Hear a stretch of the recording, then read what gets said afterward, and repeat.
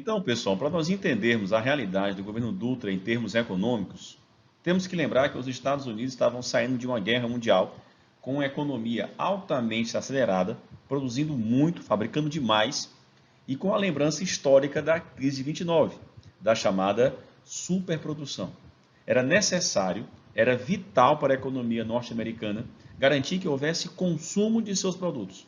Para que eles não desacelerassem a produção, era vital manter o consumo em alta. Mas a questão é, como conseguir isso? Com os países que fossem seus aliados na Guerra Fria. A lógica é levar esses países a desenvolverem um consumo muito elevado. E é nisso que entra o Brasil. Podemos dizer que a opção pelo liberalismo econômico e pela abertura às importações de Dutra não é algo que possa se dizer espontâneo. Era, na verdade, uma contingência da Guerra Fria. E aí você vai dizer, mas para que fazer isso? Para se proteger de uma realidade que naquela época era bastante próxima. Uma guerra nuclear poderia acontecer a qualquer momento e era preciso estar aliado com um país de peso de referência bélica. Portanto, durante o governo Dutra, tivemos o acesso às importações liberado. Grande quantidade de mercadorias importadas dos Estados Unidos faziam a festa da classe média brasileira. Eletrodomésticos começaram a entrar aqui, televisores, para que os amigos tenham uma ideia, foi a primeira vez no Brasil que a população teve acesso a televisores. Mas é interessante que o pessoal importava o aparelho de TV, mas não havia emissoras de TV no Brasil. As primeiras emissoras só chegaram em 1950, TV Tupi no Rio de Janeiro. Então quem tinha dinheiro comprava a televisão só para ostentar, só para mostrar, eu tenho uma TV, mas não tenho o que assistir. Geladeira. As primeiras geladeiras chegaram do Brasil nessa época. Quer dizer, por exemplo, de creme dental. Isso mesmo. As primeiras, vejam vocês, as primeiras vezes que o brasileiro usou creme dental foi exatamente nessa época. Colgate era o nome da marca que importava-se naquele momento. Se você chama de Colgate, é problema seu, mas o nome é Colgate. Então, como é que fazia para escovar os dentes antes? Com babosa, com joar, isso mesmo. Nós ainda hoje chamamos de pasta de dente por causa disso, que era uma pasta feita com babosa e joar para poder escovar os dentes matinalmente. Dá para entender porque nós tínhamos uma população de banguelas, né? Queridos, a abertura das importações foi fatal para os interesses da economia brasileira. Eu posso até dizer para vocês que foi um tiro no pé. A nossa indústria perdeu espaço, fechou o posto de trabalho, provocou o desemprego. Havia a inflação.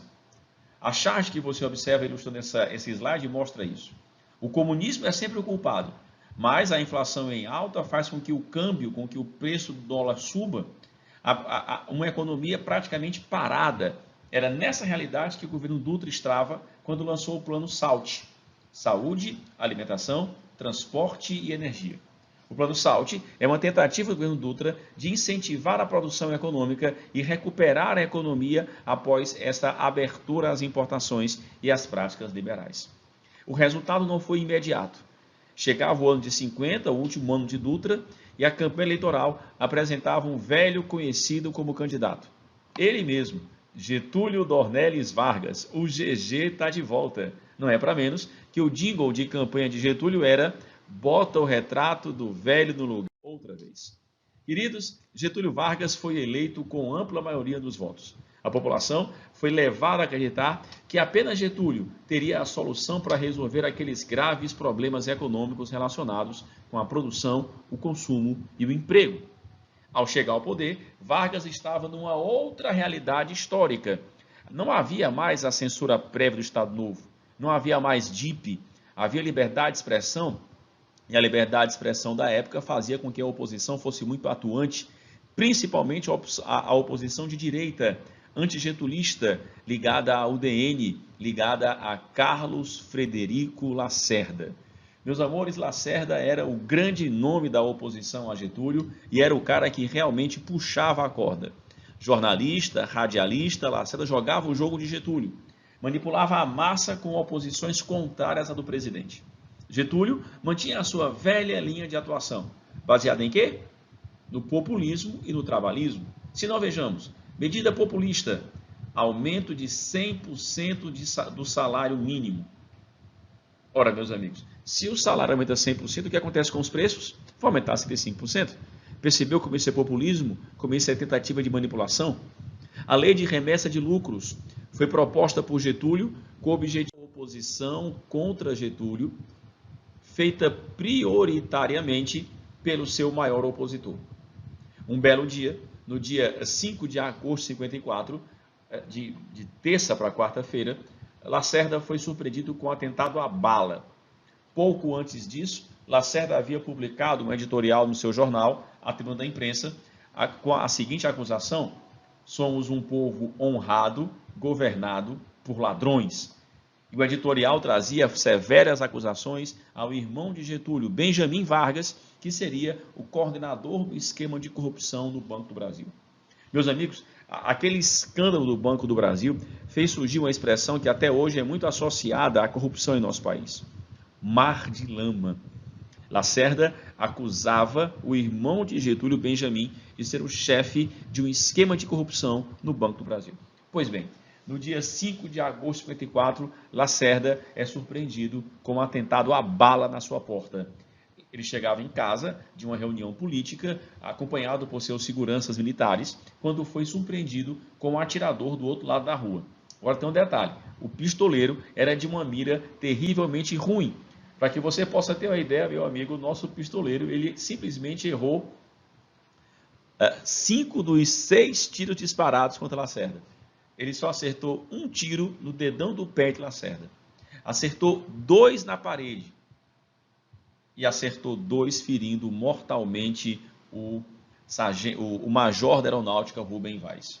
O atentado da Rua Toneleiro deixou Lacerda ferido no dedão do pé, mas matou um oficial da aeronáutica, que era segurança de Lacerda, o major Rubem Vaz. Começa uma investigação, um inquérito policial militar feito pela aeronáutica para apurar os envolvidos naquela situação. E em poucos dias descobriu-se todo o segredo, todo o mistério. Isso mesmo, Getúlio se prepara para um velório com o caixão aberto, ele sabe o que vai acontecer.